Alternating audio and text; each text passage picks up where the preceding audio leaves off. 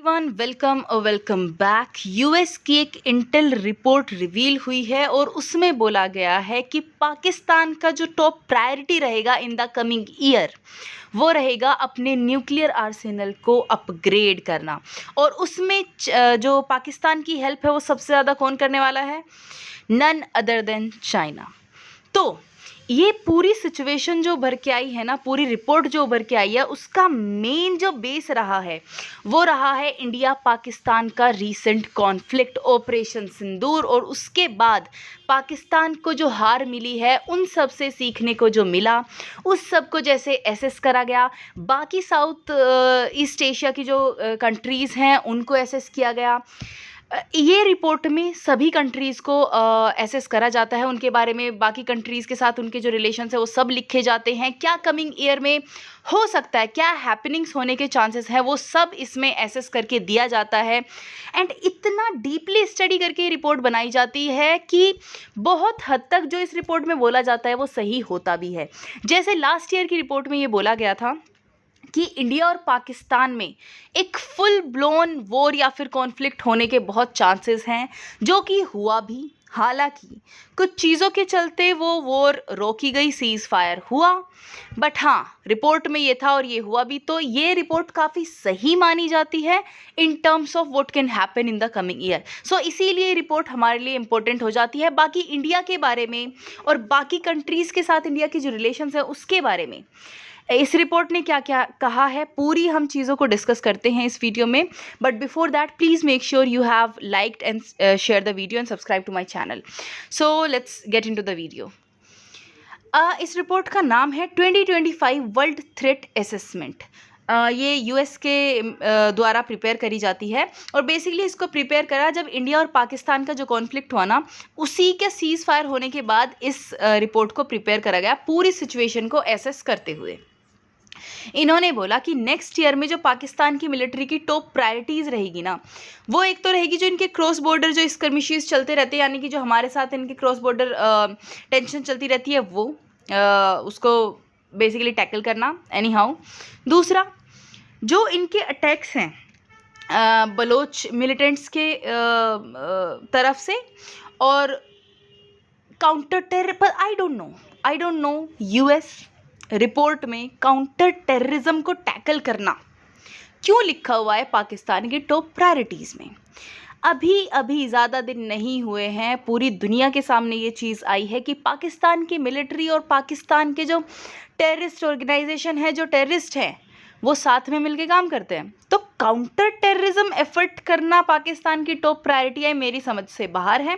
बाकी ऐसा आपको पता ही है, US and Pakistan, so we won't discuss it any मोर।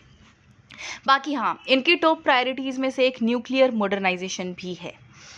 ऐसा बोला जा रहा है कि पाकिस्तान के बहुत ज़्यादा ऑपरेशंस करने के बावजूद भी जो मिलिटेंट्स हैं वहाँ के, उन्होंने 2500 लोगों की जान ले ली है।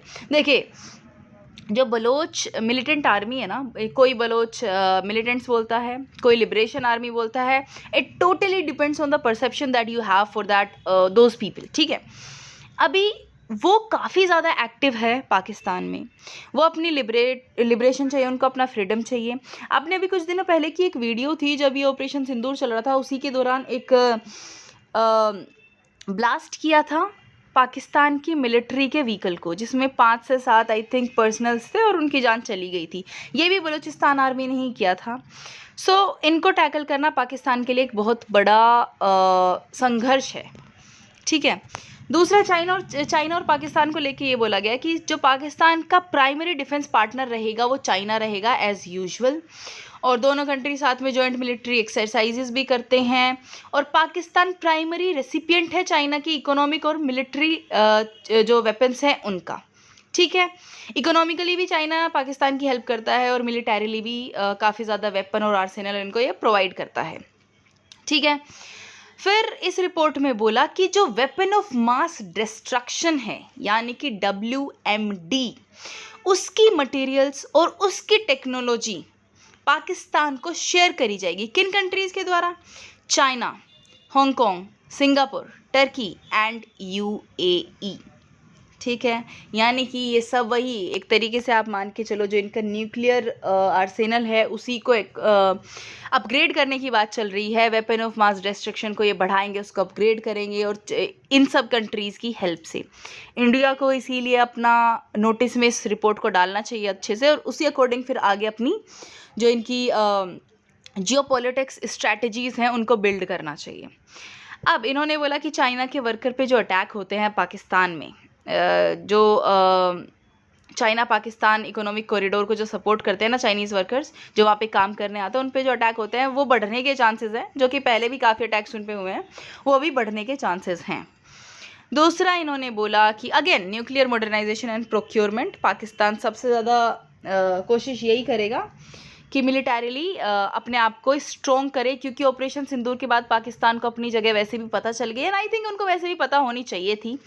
हर बार आप पाकिस्तान के एक्टर्स को देख लो, पाकिस्तानी सिटीज़न को देख लो, या फिर पाकिस्तानी गवर्नमेंट को देख लो, पाकिस्तानी आर्मी को देख लो, जब भी उनका इंडिया के साथ कॉन्फ्लिक्ट की बात आती है, there is only one thing that they rely on, that is nuclear weapon.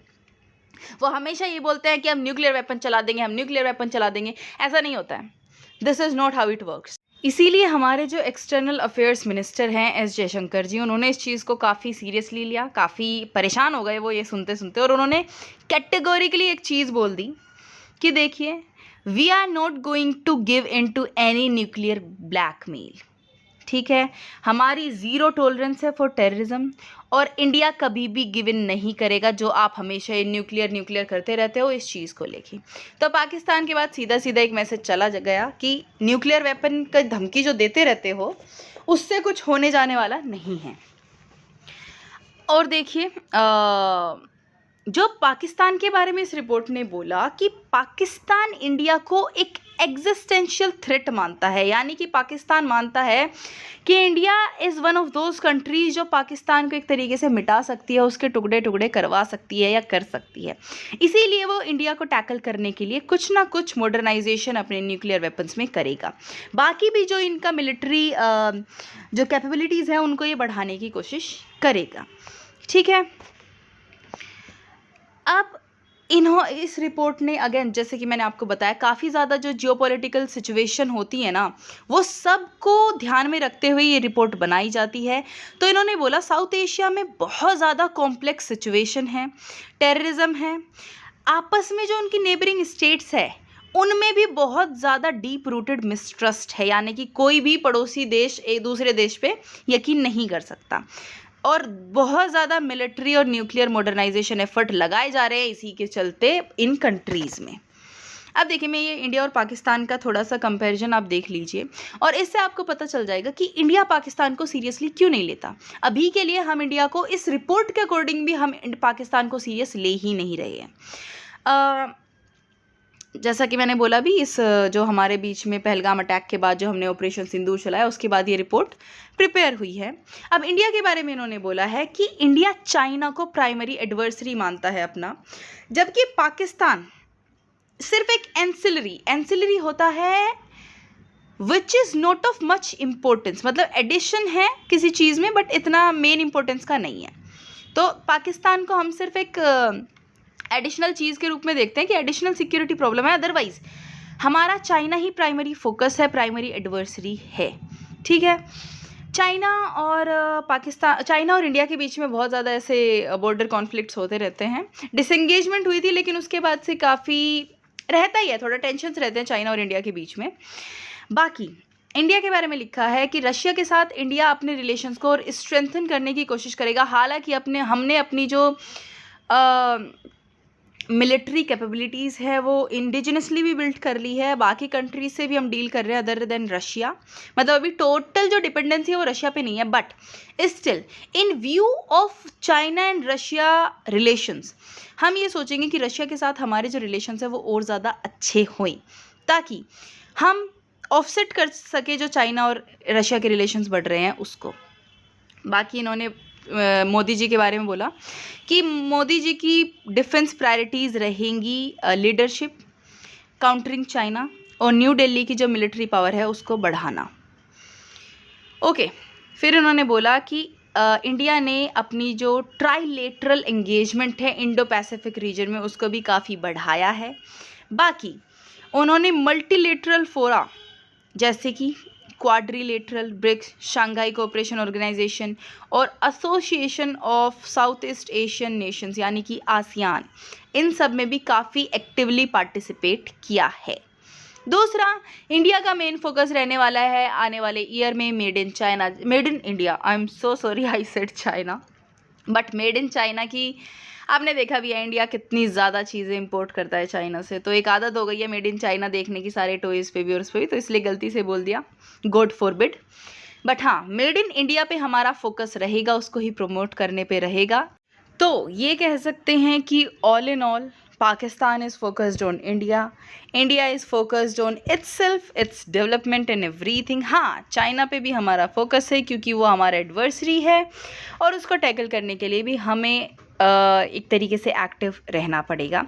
इस रिपोर्ट में एक और बड़ी बात लिखी है कि चाइना और इंडिया के बीच में थोड़ा बहुत कुछ कॉन्फ्लिक्ट देखने को मिल सकता है in the coming year. So let's see how that goes. बाकी this was the news for you guys. आप भी अपने कमेंट लिखिएगा जो भी आप सोचते हैं इस पूरी रिपोर्ट के बारे में या फिर न्यूज़ के बारे में। And yeah, like and share the video and subscribe to my channel so that you don't miss out on any video that I upload in future.